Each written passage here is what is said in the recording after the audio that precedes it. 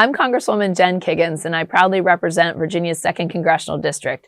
Over the past few weeks, there has been much information and frankly lies pushed and published about what the Republican debt ceiling bill does. I came to Congress because, like many of you, I was frustrated with politics and the lack of honesty and integrity I saw. As a naval officer, mom, and nurse practitioner, I knew that was not best for our great nation. I was also not satisfied with the direction of our country, particularly the amount of wasteful spending that's occurred in Washington over the past few years. It seemed that no one in Washington understood that money does not grow on trees and that hardworking taxpayers like you and I had to foot the bill for everything the government spent. The federal government's out-of-control spending has happened under both Democrat and Republican administrations. However, the levels of spending that have occurred over the past 2 years under President Biden are far beyond anything we've seen before. Since President Biden took office in January of 2021, our national debt has increased by $3.7 trillion.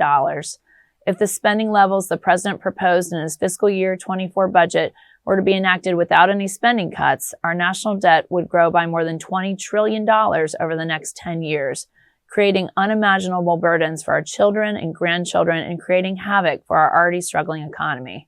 It's long past time to restore fiscal sanity in our country. That's why a few weeks ago, I voted for the Limit, Save, and Grow Act. Let me tell you first what this bill does not do. It does not cut veteran benefits. It does not cut Social Security. It does not cut Medicare. And it does not cut border funding. And it does not cut defense spending. As the granddaughter of a veteran, daughter of a veteran, spouse of a veteran, mother of future veterans, and a veteran myself, you are hearing it directly from me that I would never support or vote for those things. As a geriatric nurse practitioner, I would never vote for a bill that affected the fixed income of our older adult population who are my patients.